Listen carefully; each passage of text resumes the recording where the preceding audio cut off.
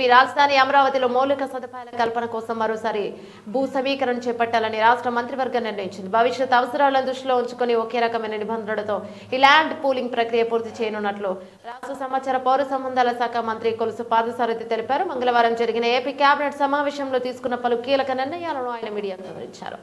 అమరావతి అభివృద్ధిపై ప్రత్యేక దృష్టి, అమరావతిలో చేపట్టబోయే భూ సమీకరణ విషయంలో ప్రజలకు ఎలాంటి ఇబ్బందులు తలెత్తకుండా నిబంధనలను సవరించనున్నట్లు మంత్రి పార్థసారథి తెలిపారు. జాతీయ హరిత ట్రిబ్యునల్ ఎన్టీసీ సుప్రీంకోర్టు ఆదేశాల మేరకు జలవనరుల పరిరక్షణ కట్టుబడి ఉంటామని అన్నారు. సర్వే సమయంలో సరిహద్దుల వద్ద ఎలాంటి సమస్యలు రాకుండా చర్యలు తీసుకుంటామని హామీ ఇచ్చారు. స్థానిక రైతులకు ఉచిత విద్య, వైద్య సదుపాయాలు కల్పించనున్నట్లు పేర్కొన్నారు. గత ప్రభుత్వ హయాంలో పునాదులు వేసి ఆగిపోయిన నిర్మాణాలను త్వరితగతిన పూర్తి చేసుకునేందుకు కేబినెట్ దృష్టి సారించిందని మంత్రి వెల్లడించారు.